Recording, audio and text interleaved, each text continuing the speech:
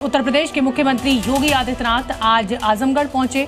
उन्होंने Gorakhpur link expressway का लोकार्पण किया और इसके बाद जनता को संबोधित भी किया और कहा कि अब आजमगढ़ आतंक का गढ़ नहीं, अदम्य साहस का गढ़ बन गया है। उन्होंने यूपी की पिछली सरकारों पर भी निशाना साधा। सुरक्षा पर जिसने सेंध लगाने का कार्य किया तो उसके लिए यमराज का टिकट भी उसे उपलब्ध करवाया जा रहा है। गोरखपुर लिंक एक्सप्रेसवे का उद्घाटन करते ही यूपी के सीएम योगी आदित्यनाथ ने यूपी की बेटियों और व्यापारियों पर बुरी नजर डालने वालों को अल्टीमेटम दे डाला।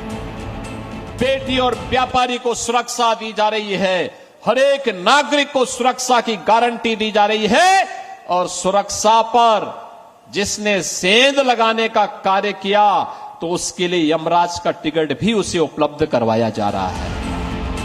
योगी ने सिर्फ अपराधियों को चेतावनी नहीं दी, यूपी की पिछली सरकार पर सटीक निशाना साधा। जाहिर है योगी के निशाने पर सिर्फ बबुआ नहीं, बुआ भी थी। वे विकास नहीं करते थे, वे तो मुंबई की डी कंपनी को पालते थे, डी कंपनी को,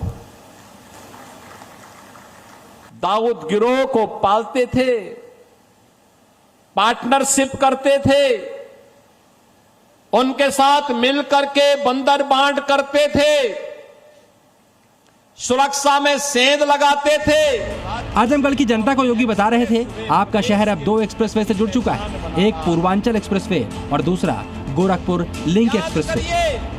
आपको मैं सबसे पहले इस एक्सप्रेसवे की खासियत बताऊं तो ये एक्सप्रेसवे 6 लेन का है। आप तस्वीरों में देखिए तो ये जो पूरा एक्सप्रेसवे बना है ये 3 लेन इस तरफ है और इसके बाद बाकी की जो लेन है वो रोड के उस तरफ है।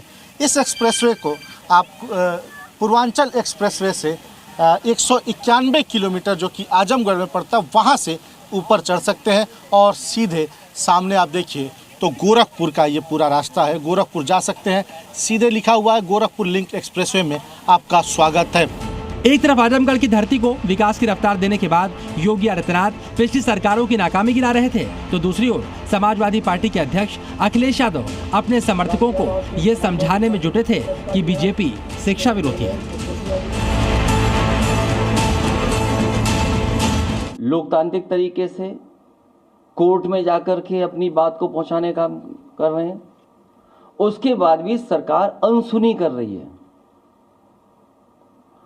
और लगता तो ऐसा है कि सरकार शिक्षक की तरफ जब देखना चाहती है तो पता नहीं क्या है कि अंधी हो जाती है सरकार, बहरी हो जाती है सरकार। इसलिए मैं कहना चाहता हूं कि शिक्षकों और बच्चों के अभिभावकों को जितनी जल्दी ये बात समझ आ जाएगी कि भाजपा सरकार शिक्षक और शिक्षा के खिलाफ है और भाजपा की वजह से परिवार वालों के बच्चों का भविष्य अंधकार में है, उतनी ही जल्दी परिवर्तन के लिए जमीन बननी तैयार हो जाएगी।